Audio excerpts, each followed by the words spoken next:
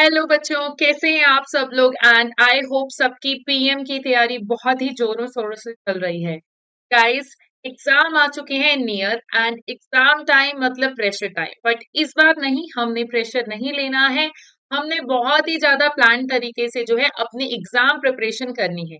And उन planning में सबसे बड़ी बात ये होती है कि आपको एग्जाम की अप्रोच को समझना कि एग्जाम कैसा होने वाला है, एग्जाम में क्या चीजें इंपॉर्टेंट होती हैं, एंड उसको कहीं ना कहीं एक रोड मैप में लेके आना एंड इम्प्लीमेंट करना। देखो, ये सारे फेसेस जो हैं हम बिजनेस में भी करते हैं, वही सारे फेसेस जो है हम एग्जाम में भी करेंगे। गाइस, तो अब इन्हीं बातों को ध्यान में रखते हुए आपको मैं पहले थोड़ा सा गाइड करना चाहूंगी आपके पीएम के एग्जाम्स के लिए कि आपको क्या फॉलो करना है इस लास्ट 1 मंथ। देखो, जितना जल्दी हो सके पहले तो अपना सिलेबस जो है कंप्लीट कीजिए, चाहे आप है सेल्फ स्टडी स्टूडेंट, चाहे आप कहीं से भी कोचिंग ले रहे हैं। तो पहला काम हमेशा ये होना चाहिए कि complete your syllabus on time. Then next बात आपको क्या ध्यान में रखनी है गाइस। देखो, आपको जो है रिवीजन करनी है। रिवीजन कैसे करनी है? क्वेश्चन प्रैक्टिस जब तक आप नहीं करेंगे आपको अपनी गलतियों के बारे में नहीं पता चलेगा। And question practice from multiple resource. अब क्वेश्चन प्रैक्टिस आपकी होगी दो तरीकों से। दो तरीके हमारे कौन से हो गए? एक तरीका हो गया हमारा कि आप जो है ऑब्जेक्टिव टाइप क्वेश्चंस प्रैक्टिस करें, एंड दूसरा कि मेरा सब्जेक्टिव। अब जो ऑब्जेक्टिव टाइप है बच्चों, वो तो हम फिर भी कहीं किसी और रिसोर्स पे अगर करना चाहें तो कर सकते हैं। बट सब्जेक्टिव टाइप के लिए मैं आपको बोलूंगी एक अल्टीमेट रिसोर्स है जिसके बारे में आप सबको शायद पता ही होगा, एसीसीए का प्रैक्टिस प्लेटफॉर्म। तो देखिए, एसीसीए प्रैक्टिस प्लेटफॉर्म क्या है? वो एसीसीए का ही रिसोर्स है जिसमें आपको एग्जाम रेडी सिचुएशंस के बारे में पता चलता है। तो आपको वो रिसोर्स जो है फॉलो करना है। आप उसी रिसोर्स पे एग्जाम कंडीशन में अपने 2 से 3 क्वेश्चन पेपर जो है सॉल्व कीजिए। अब अब आते हैं मुद्दे की बात। देखो, क्वेश्चन पेपर तो सॉल्व कर लिया। क्वेश्चन पेपर सॉल्व करने के बाद आप सजेस्टेड आंसर भी देख लेंगे। और ये प्रॉब्लम बहुत सारे सेल्फ स्टडी स्टूडेंट को आती है मैम, और ऑब्जेक्टिव टाइप की बात मैं नहीं कर रही हूँ, सब्जेक्टिव पे आते हैं।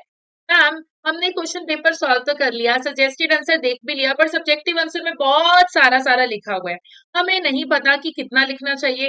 एग्जामिनर एग्जैक्टली चाहता क्या था?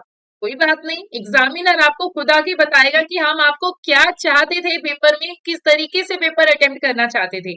तो चलिए आते हैं डिस्कशन पे। तो एग्जामिनर आपसे एग्जैक्टली चाहता क्या है वो आपको कहाँ से पता चलेगा? वो भी एसीसी का एक फ्री ऑफ कॉस्ट रिसोर्स है जिसका नाम है एग्जामिनर रिपोर्ट। एंड आज हम जो है हमारा अब तक का जो सबसे लेटेस्ट अवेलेबल एग्जामिनेशन रिपोर्ट 5 जून 2025 अटेम्प्ट का है, उसके बारे में थोड़ा सा ब्रीफ डिस्कशन करने वाले हैं, ताकि आपको पता चल जाए कि ये पर्टिकुलर अटेम्प्ट में किस तरह के क्वेश्चंस आए थे एंड बच्चों ने कैसी मिस्टेक की, एग्जामिनर की कैसे एक्सपेक्टेशन थी इस वाले अटेम्प्ट में। बच्चों, एग्जामिनेशन रिपोर्ट को यूज करने का ना एक वे होता है। वो वे क्या है? आपको जो है पहले पेपर सॉल्व करना है जैसे कि मैंने आपको बताया, फिर मार्किंग गाइड के अकॉर्डिंगली सजेस्टेड आंसर देखने, देन फिर इसी एग्जामिनेशन रिपोर्ट को देखिए कि एग्जामिनर एग्जैक्टली चाह क्या रहा था और आपने कौन सी मिस्टेक की है।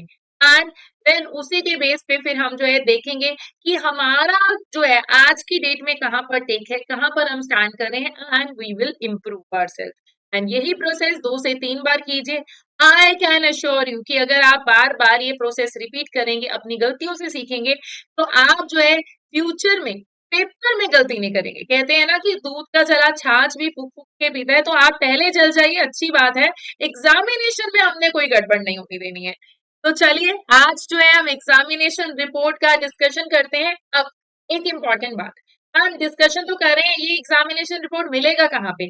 बच्चों, आप गूगल करना चाहें डायरेक्टली गूगल पे लिख दीजिए एग्जामिनेशन रिपोर्ट ऑफ एसीसीए का जो भी पर्टिकुलर सब्जेक्ट है तो भी मिल जाएगा।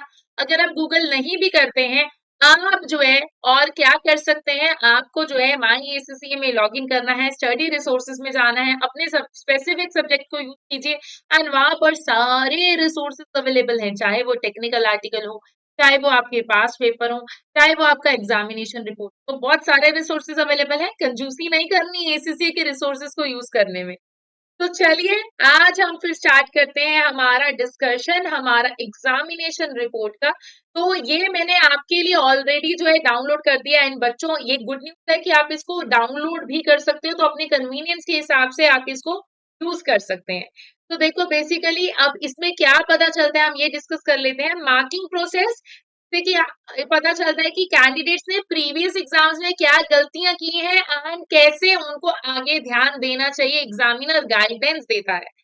देन अब हम अगर आगे चलें तो देखिए आपको पेपर पैटर्न वैसे पता ही है कि मेरे पास सेक्शन ए बी एंड सी तीन तरह के सेक्शन आते हैं मेरे स्किल लेवल के पीएम के पेपर में। सेक्शन ए जो होता है हमारा 30 मार्क्स का होता है, सेक्शन बी भी हमारा 30 मार्क्स का होता है एंड सेक्शन सी हमारा 40 मार्क्स। अब यहाँ पर इन्होंने देखो कमेंटिंग की हुई है, कुछ एग्जाम्पल्स दी हुई है क्वेश्चन से, बिकॉज ये पूरा पूरा क्वेश्चन पेपर नहीं होता है, दोनों अटेम्प्ट के क्वेश्चंस को मिक्स करके लाइक इन्होंने जो है ड्राफ्टिंग करके दी होगी। एंड गाइस एग्जामिनेशन रिपोर्ट 6 महीने बाद आती है, ठीक है, तो ड्यूअल अटेम्प्ट का कंबाइन होके आता है। एंड ये आपको कुछ गाइडेंस देते हैं कि देखो लाइक ऐसे वाले टाइप के क्वेश्चन में बच्चों ने कैसी वाली मिस्टेक की है एंड आपको वो मिस्टेक्स नहीं करनी है। अब मिस्टेक्स के बारे में अगर हम ध्यान से समझें कि क्या मिस्टेक्स आपको नहीं करनी है, तो उन्हीं मिस्टेक्स के ऊपर देखते हैं journal comments. Examination report should be used in conjunction with the published March this sample exam which can be found on the ACCA practice platform. ये क्या कह रहे हैं कि आपको ये एग्जामिनेशन रिपोर्ट कहाँ पे मिल जाएगी, आपकी एसीसीए प्रैक्टिस प्लेटफॉर्म पे सेम पेपर मिल जाएगा, पेपर अटेम्प्ट कीजिए एंड उसी के बाद इसको। In this report, examining team provide constructive guidance on how to answer the question whilst clearing the observation from the marking process, highlighting the strength and weakness of the candidate who attempt to। तो देखो बच्चों ने क्या क्या गलतियां की, क्या उनके अच्छे पॉइंट्स थे, अच्छे देखो अच्छे पॉइंट्स भी वो कंसीडर करके देते हैं, तो अच्छे पॉइंट्स क्या थे, बुरे पॉइंट्स क्या थे, वो भी बता रहे हैं। लाइक कुछ गाइडेंस दिए हैं कि कैसे कैसे था। तो ये तो हो गया आपका पेपर पैटर्न की बातें, जो कि आपको पता ही होगा कि सेक्शन ए में हमारे पास क्या आता है, 15 क्वेश्चंस ऑफ 2 मार्क्स ईच। यहाँ पर मेरे पास 3 केस होती हैं, राइट, 3 केस स्टडीज होती हैं कि 10 ईच की होती हैं, ठीक है। और हर एक केस स्टडी में कितने होते हैं, 5 क्वेश्चंस होते हैं 2 मार्क्स से। तो ये हो गया मेरा पेपर पैटर्न एंड मेरा सेक्शन सी में 2 क्वेश्चंस होते हैं 20 मार्क्स की। तो ये तो होगी आपकी बात एग्जामिनेशन रिपोर्ट। अब आगे बात करते हैं। तो देखिए अब सेक्शन ए की एग्जांपल है। In this section we will look at the 4 section question A which provide to be particularly difficult for candidates. तो देखते हैं क्या क्या है। Which of the following control would be most effective in ensuring that internal reports are properly generated and distributed? देखो इनमें से कौन से कंट्रोल जो होंगे बेटर होंगे ये देखने के लिए कि इंटरनल रिपोर्ट जो है अच्छे से जनरेट हुई है, डिस्ट्रीब्यूट, ठीक है। तो ये कुछ ऐसा क्वेश्चन है, तो बेसिकली ये नॉर्मल बेस्ड क्वेश्चन था, तो इसमें आपको लाइक अंडरस्टैंडिंग चाहिए थी इंटरनल इन्फॉर्मेशन के बेस पे। तो ये ऑब्जेक्टिव टाइप क्वेश्चन है, like theory area based and practical area based दोनों तरह के होते हैं। तो हम इसको डिस्कस नहीं कर रहे हैं बिकॉज ये लाइक अब मैं आपको इसके ऊपर एक गाइडेंस जरूर देना चाहूंगी। जैसे कि बच्चे मेरे पास ना क्वेश्चन लेके आते हैं, यही एक क्वेश्चन की एग्जांपल देख लो कि आपके पास ट्रू फॉल्स है, 3 सिनेरियो है। बच्चे कहते हैं मैम 3 में से 2 सही हो गए, एक गलत हो गया, तो मार्क्स मिलेगा क्या? बिल्कुल भी नहीं मिलेगा। देखो पूरे क्वेश्चन का मार्क्स मिलना है, ऑब्जेक्टिव टाइप क्वेश्चंस की बात कर रही हूँ मैं। ऑब्जेक्टिव टाइप क्वेश्चन में अगर आपका एक छोटू सा भी पार्ट गलत हो गया ना, आपका पूरा क्वेश्चन गलत है, क्योंकि ये कंप्यूटराइज सिस्टम होता है। तो ये आप लाइक इस बात का खास करके ध्यान रखिएगा। नाउ नेक्स्ट, अगर मैं आगे आती हूँ आपके पास लाइक सेक्शन बी के एरिया में, देखो ये तो आपके पास अगर आप देख पा रहे हो तो मिक्स मैच एरिया के बेस पे है। तो मैं इस बात पे कोई कमेंट्री स्पेसिफिकली नहीं करूंगी कि कोई एक स्पेसिफिक चैप्टर है जो कि आपको ऑब्जेक्टिव टाइप में ज्यादा फोकस देना चाहिए। No, I won't do that. मैं ये जस्ट बताना चाहूंगी आपको कि आपका सेक्शन ए मिक्स मैच चलता है बहुत सारे चैप्टर एरियाज में से, चाहे वो स्टैंडर्ड कॉस्टिंग हो, चाहे वो वेरिएंस हो, चाहे वो परफॉर्मेंस मेजरमेंट का एरिया हो, चाहे वो बजटिंग का एरिया हो, चाहे वो इंफॉर्मेशन सिस्टम डेटा एनालिटिक्स हो। तो लाइक जो हमारा लाइक कंप्यूटराइज वाला टेक्निक्स वाला हो वो वाला चैप्टर। वैसे ये कुछ ऐसे स्टार्टिंग वाले जो 2-3 चैप्टर्स है ना, उनको ना हम ऑब्जेक्टिव टाइप में ही ज्यादा प्रिडिक्ट करते हैं rather than like long question. तो ये है सेक्शन ए, लाइक ए में ना जो स्टार्टिंग के 2-4 चैप्टर्स हुए हैं, वो क्योंकि ना एमए बेस पे हैं, तो जो एमए बेस वाले हैं वो चैप्टर ज्यादातर हमारे सेक्शन ए में टेस्ट देखे गए हैं, बट दैट डजंट मीन कि वो वहां पर नहीं आ सकते। अभी तक का ट्रेंड में आपको बता। देखो अब अगेन सेक्शन बी की अगर मैं बात करूं तो आपके पास देखो क्या होता है, detail at the case covering relevant costing analysis like from the syllabus area C decision making technique। तो देखो डिसीजन मेकिंग का एरिया ये मैंने क्लासेस में भी रेगुलरली बच्चों को बताती हूँ क्योंकि बहुत इंपॉर्टेंट एरिया है। Relevant costing is very important, जिसका नाम ही रेलेवेंट है तो वो टॉपिक एरिया कितना ज्यादा रेलेवेंट होगा।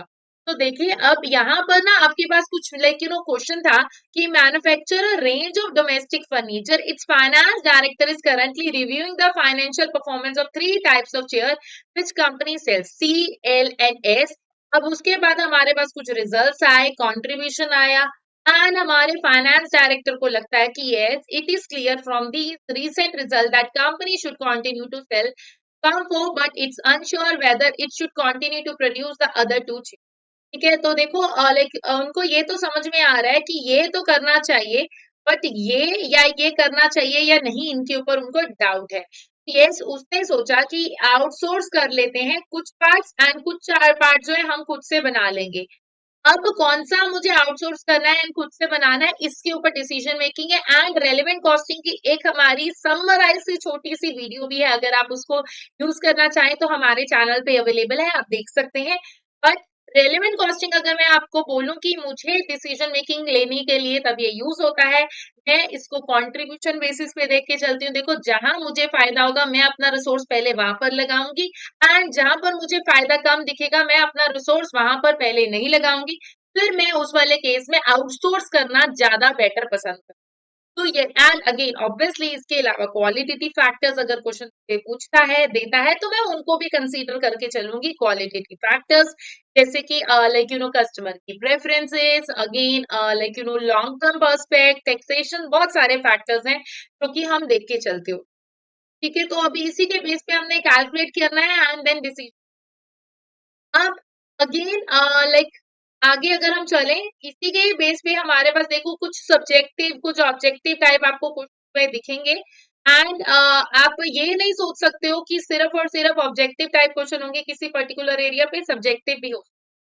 अगेन चाहे पार्ट ए है चाहे पार्ट बी सेक्शन है, अगर आपके पास ट्रू फॉल्स है एंड ऐसा कुछ fill in the blanks type है, मैचिंग टाइप एरिया है जिसका आपने दो पार्ट सही कर दिए या एक पार्ट सही कर दिया और एक या दो पार्ट गलत है, नो मार्क्स फॉर। तो इस बात का खास करके ध्यान रखना। एंड एग्जामिनेशन रिपोर्ट में एग्जामिनर खुद बोलता है, देखो जब हमारे पास होता है एग्जाम का टाइम, प्रेशर कुकर की तरह हम फट रहे होते हैं तो क्वेश्चन ना बहुत अच्छे से नहीं हम पढ़ते हैं। बच्चों को कि मैम ये क्या आपने तो सच बोल दिया। जी हाँ, ऐसा होता है। मैं भी देखो आपकी वाली लाइक स्पेस से गई हूँ एंड इन फ्यूचर भी मेरे बहुत सारे और कोर्सेज करने के प्लान हैं। तो because see learning never like never stops. ठीक है, तो मैं मानती हूँ कि हमेशा सीखते रहना चाहिए कुछ ना कुछ, अपनी गलतियों से, अपने एक्सपीरियंस से, इन बुक्स से, कोर्सेज से, सर्टिफिकेशन से। तो अब अगेन उसी बेस पे अगर मैं आपको बोलूं कि आपको अपना दिमाग जो है शांत रखना एग्जामिनेशन में, खास करके पीएम जैसे एक हार्ड पेपर में। हार्ड इसलिए बिकॉज ये आपके लिए न्यू है, कंसंट्रेशन मांगता है पीएम। नाउ सेक्शन सी पे अगर मैं आती हूँ, सेक्शन सी में एग्जामिनर क्या कह रहा है, दो कंस्ट्रक्टिव रिस्पॉन्स क्वेश्चन है डिफरेंट सिलेबस एरिया से। Full questions have to be published and are available on the ACCA practice platform. पूरे पूरे क्वेश्चन है। The question is from this question is from section E of the syllabus performance measurement control, specifically covering performance analysis issues in non-for-profit organization and public sectors. It is important to remember all syllabus area can be tested and therefore broad knowledge of syllabus is required. सच में मैं देखो auditing में बोल देती हूँ, मैं like SPL में बोल देती हूँ, मैं एफआर में बोल देती हूँ कि ये टॉपिक एरियाज ना सेक्शन सी में इंपॉर्टेंट है। एसबीएल में तो चलो सेक्शन सी नहीं होता है, बट पीएम में हम ना ऐसा नहीं बोल सकते कि सिर्फ और सिर्फ ये आएगा। पीएम सच में घुमा जाता है। ठीक है, मिक्स मैच अननेसेसरी कई बार हम सोच नहीं होते इतना इजी आ जाता है और कई बार सोच रहे होते हैं कि इजी आएगा, बहुत डिफिकल्ट आ जाता है। तो यहाँ पर नो प्रिडिक्शन मेरी तरफ से तो नहीं है, मैं आपकी लाइक एग्जामिनेशन के साथ खिलवाड़ नहीं करूंगी, बट यस मिक्स मैच चलता है। बट ट्रेंड अगर मैं ट्रेंड देखूं तो वेरिएंस हो गया, स्टैंडर्ड कॉस्टिंग हो गया, परफॉर्मेंस मेजरमेंट वाला हो गया, डिवीजन वाला हो गया, ठीक है, एबीसी का एरिया मिक्स मैच हो गया। तो ये सारे एरियाज अभी तक जो है, थोड़ा बहुत रेलेवेंट कॉस्टिंग का भी आया है, तो ये सारे एरियाज अभी तक पीएम के सेक्शन सी में देखे गए हैं। ठीक है, but I am not saying कि सिर्फ यही आएगा, बस ये कह रही हूँ कि अभी तक के ट्रेंड में देखे गए हैं। ऑब्वियसली कुछ भी हो सकता है, एसीसी है ये। तो यस, अब ये क्या कह रहे हैं, it's a non for profit organisation. 3 hospital है, हॉस्पिटल जो है सिचुएट है in different region and funded by the government. The scenario provides some key information. There has been reduction in the funding which will have a significant impact on EHAT. Reduction in the funding will reduce the resources available, therefore the level of service they are able to provide. Overall objective is given as follows. तो हमें क्या करना है, देखो theory and yes, ये जरूरी नहीं है कि आपके पास सिर्फ प्रैक्टिकल आएगा, and it's a very good thing.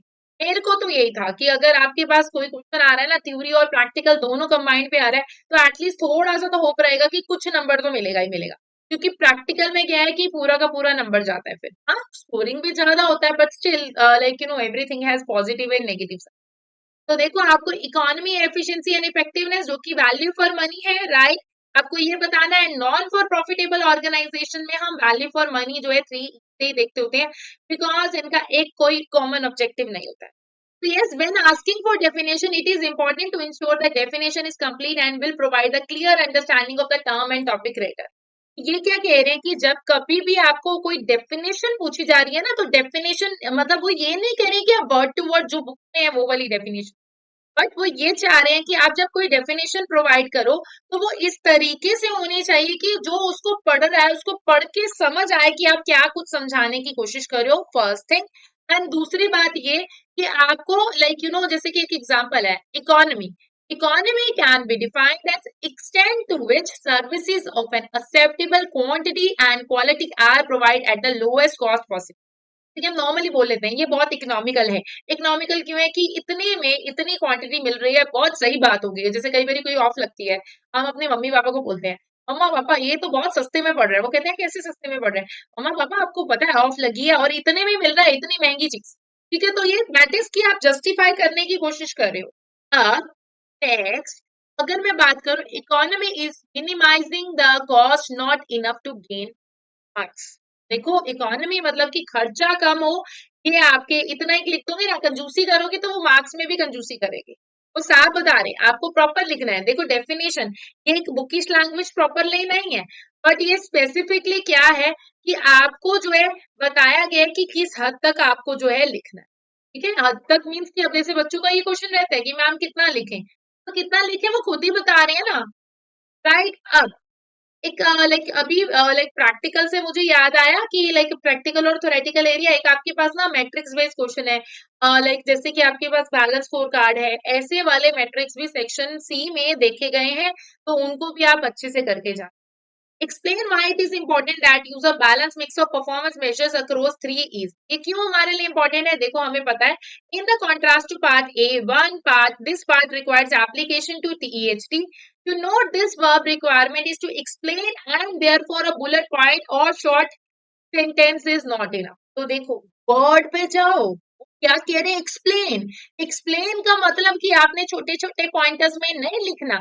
देखो अगर आपको लग रहा है कि मुझे बहुत ज्यादा नहीं आता है ना, तो छोटे छोटे पैराग्राफ बना लो। तो ये मैं बच्चों को हमेशा बोलती हूँ कि एक ना एक इल्यूजन क्रिएट कर दो कि आप पैराग्राफ फॉर्म में कर रहे हो, बिकॉज बट ये भी नहीं कि मैम मेरा पैराग्राफ ना 2 लाइन का ही था, मेरा पैराग्राफ 1 लाइन का ही था, तो ऐसा भी नहीं होना चाहिए।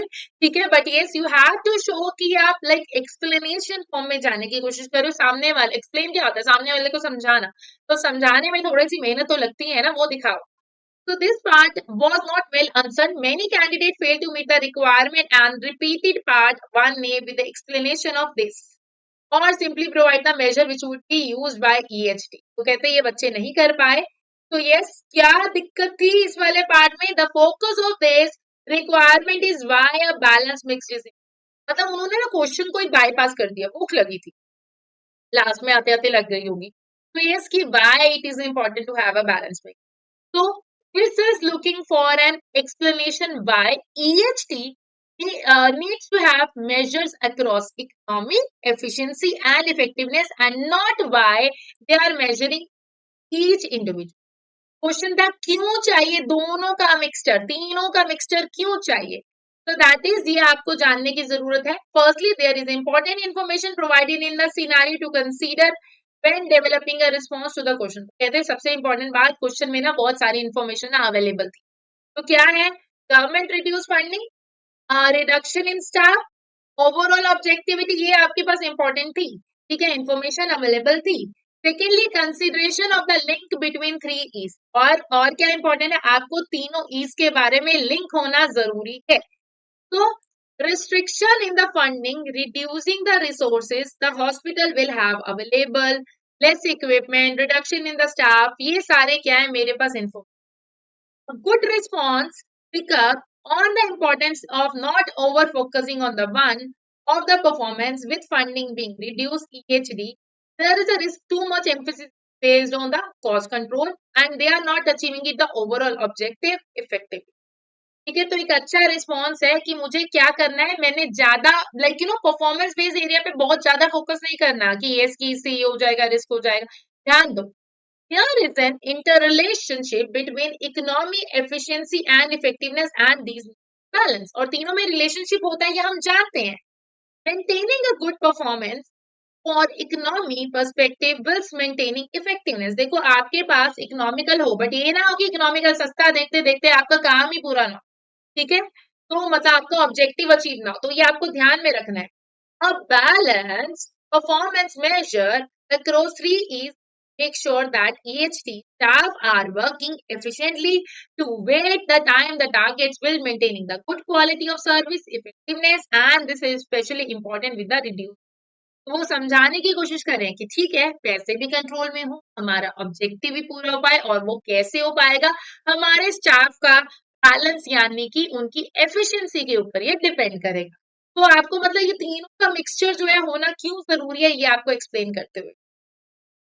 नाउ नेक्स्ट अगर मैं एरिया पे आऊं, देखो discuss the performance of three hospitals using the data provided, अब तीनों की परफॉर्मेंस है, आपको इकोनॉमी, एफिशिएंसी, इफेक्टिवनेस को यूज करना है क्योंकि हॉस्पिटल है।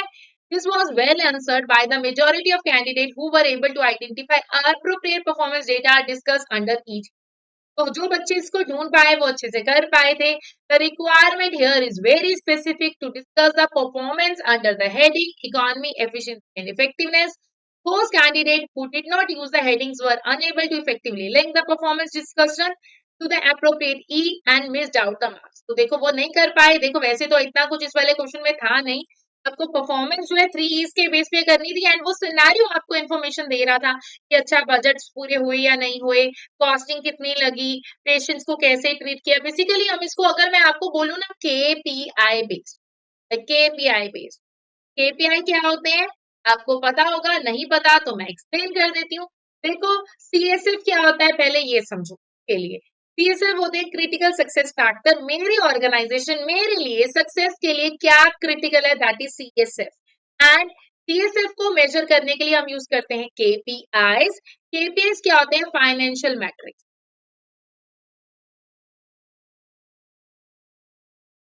ठीक है, केपीआईज क्या होते हैं, फाइनेंशियल मैट्रिक्स होते हैं, फाइनेंशियल बेस्ड होते हैं जिसके बेस पे मैं अपने केपीआईज को मेजर करती हूँ। A journal and response include a discussion to compare the performance across the three hospitals, not simply stating which was higher or lower, but highlighting where performance was good or bad. आपको ये बताना मतलब ये नहीं कि ये वो, आपको ये बताना कि यस कि लाइक कि कौन सा है, right. So this measure should not be viewed in isolation. Consideration can be given to how each hospital is performing across three. आपको ये जानते हुए चलना है कि यस की तीनों एज में कौन सा हॉस्पिटल जो है अच्छा चल रहा है, तो यस आपने लाइक परफॉर्मेंस बेस पे बात करनी है। अब एक रिक्वायरमेंट क्या थी, ओ challenges EHT might face when measuring the performance of its overall object. The focus is of the question is on measuring performance, not the performance of EHT. वो परफॉर्मेंस अच्छी है या बुरी है वो नहीं बात करें, परफॉर्मेंस मेजर के ऊपर हम बात करें, इस बात का आपको ध्यान रखना है। So yes, this was a poorly answered with many response failing to address the requirement and instead discussing the challenges EHD might face. देखो क्वेश्चन का मीनिंग ही गलत लेंगे एंड ये ना पीएम में बच्चों को बहुत बड़ी ज्यादा प्रॉब्लम आती है। क्या प्रॉब्लम आती है, आपको ना ऐसे लगता है लाइक कि क्वेश्चन की रिक्वायरमेंट कुछ और है बट वो इल्यूजन क्रिएट हो जाता है। क्वेश्चन को ध्यान से ब्रेक करके हमेशा अपनी लोकल लैंग्वेज में करो, अगर सब्जेक्टिव क्वेश्चन है उसको लाइक ना किसी पर्सन का नेम है तो उसको ऐसे इल्यूजन क्रिएट करके दूसरे पर्सन का नेम देके करो, अगर ऑब्जेक्टिव लाइक अगर प्रैक्टिकल क्वेश्चन है तो उसमें एक डायग्रामेटिकली या फ्लो चार्ट फॉर्म में करने की कोशिश करो। ये जो है मैं आपको बोलूंगी, मैंने अभी तक का ये एक्सपीरियंस जो है गेन किया। firstly consider challenges which may occur in measuring the performance. ये सारे challenges हम आए हैं। Secondly, given the information provided in the scenario, identify which of these challenges are relevant to age. ठीक है, उसके बाद आपने बताना है कि कौन कौन से चैलेंजेस जो है रेलेवेंट है। अब देखो, आपने इनको डेटा के रिगार्डिंगली, सब्जेक्टिविटी के रिगार्डिंगली, कस्टमर रेजिस्टेंस, इनमें से कौन कौन से चैलेंजेस जो है हमारे लिए इंपॉर्टेंट है, आपको देखना है। लाइक चैलेंज देखो एंड उसका फिर लाइक रिस्पॉन्स एरिया आप जो है वो देखो। ठीक है, तो आप जो है लाइक पीएम में जरूरी नहीं है आप सिर्फ प्रैक्टिकल बेस्ड, चलो अभी आप देख ही रहे हो, ये वाला क्वेश्चन पेपर ऑब्जेक्टिव टाइप नहीं है। मतलब ऑब्जेक्टिव इन द सेंस कि आपका पूरा प्रैक्टिकल नहीं है, आपके पास कितनी ज्यादा थ्योरी। पीएम जो है प्रैक्टिकल प्लस थ्योरेटिकल दोनों का मिक्सचर है। मैं 50-50 भी बोल सकती हूँ, डिपेंड करेगा बाकी आपके अटेम्प्ट के ऊपर। अब देखो, अब एक क्वेश्चन क्या है, बजटिंग। तो आपको मैंने बोला ना, budgeting and specifically focus on the types of budget, in particular ABB, activity based budgeting, activity based costing, बहुत इंपॉर्टेंट टॉपिक एरियाज हैं। तो ये टॉपिक एरियाज रेपिटेटिव यूज होने वाले टॉपिक एरिया, इग्नोर नहीं करना। कभी कभार रोलिंग बजट का भी थोड़ा सा छोटा सा क्वेश्चन आ जाता है, कभी कभार इंक्रीमेंटल का थोड़ा सा आ जाता है, ZCPV के स्टेप्स आ जाते हैं, उसके advantages disadvantages and where it can be applied ये भी आ जाता है। तो ये अभी तक का ट्रेंड है। देखो, साथ साथ आपको मैं ट्रेंड भी बताते हुए चल रही हूँ। तो yes, Toyota is a manufacturing company making and selling two types of tires and motor vehicle. The basic and part, its main customer are commercial ones such as garage, car repair. The company has been using ABC costing for 1 year and want to take a step further and start using activity based budget. तो देखो, ABC use कर रहे थे and आपको ABB करना है। Using the template provide, complete the activity based budget for overhead and for the year end test. तो देखो, आपके पास इंफॉर्मेशन है। द सिनेरियो प्रोवाइड की information about cost driver rates as well as information such as batch size, frequency, ये सारे information. This also contains the information about opening inventory, sales level, closing inventory, so can be forecasted by candidates for the following. अब ये क्या हो गया, data हो गया। Candidate were required to complete the template provided and calculate the activity based budget for each of the cost driver. Points relating to the calculation of budgeting cost for each cost driver are dealt in turn below. तो देखो, एक एक calculation का आपको number मिलेगा। Material ordering cost को निकालो, फिर उसके बारे में वर्किंग दिखाओ और उसके बारे में लाइक थोड़ा सा एक्सप्लेनेशन दो। मशीन सेटअप कॉस्ट हो, तो ये आपको कैलकुलेशन करनी है। देखो, कैलकुलेशन तो आप जब क्वेश्चन करोगे तभी आप कर पाओगे। अब ये हो गया हमारा थ्योरी बेस्ड एरिया। क्या, अब ये देखो एक्सप्लेन है, तो इसको भी ना एक लाइन में मत लिखना, 1.5 से 2 लाइन वाला छोटू सा पैराग्राफ बना। Explain 3 difficulties which could be faced by an organisation when implementing an AB। तो यस, जेनेरिक है, राइट। तो बेसिकली आपको भी नहीं, वैसे ही हमें पता है। Unfortunately, this part to the answer were weak. The first point to note that it's required to use the word explain. This means that some kind of explanation was needed to the marks. देखो, यही ये बच्चों ने क्या कर दिया, costly, difficult, time consuming.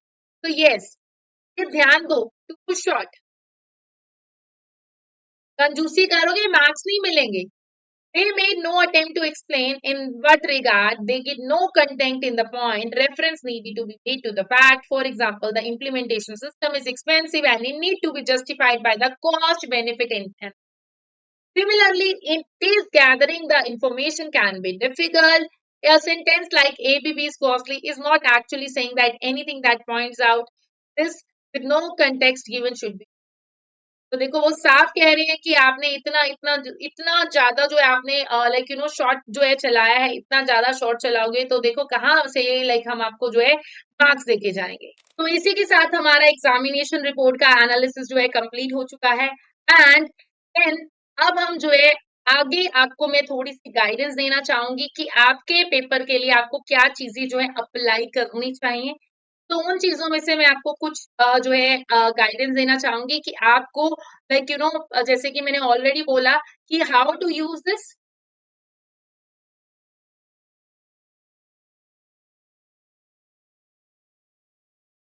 तो पहले करो अटेम्प्ट पेपर को।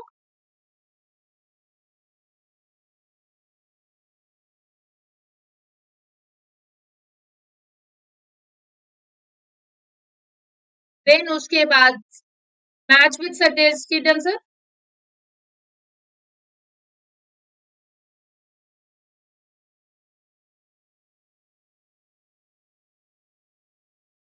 एंड देन उसके बाद आपको क्या करना है, रीड एग्जाम।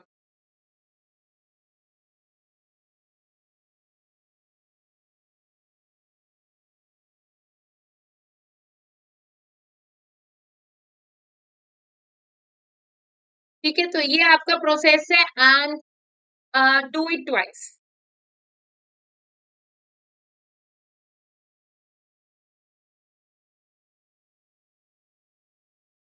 ये तो एटलीस्ट 2 बार ये कीजिए and you are good to go, and I hope ये करके, ये सारी अप्रोच फॉलो करके आपका पेपर जो है बहुत ही बढ़िया जाए, एंड आप बहुत अच्छे मार्क्स लेके पास होके आए। एंड इसी के साथ हम जो है आपसे लेते हैं अलविदा, एंड फिर हम जो है आने वाले और बहुत सारे सेशन में आपको मिलेंगे। Thank you guys, good luck for your SSC exam.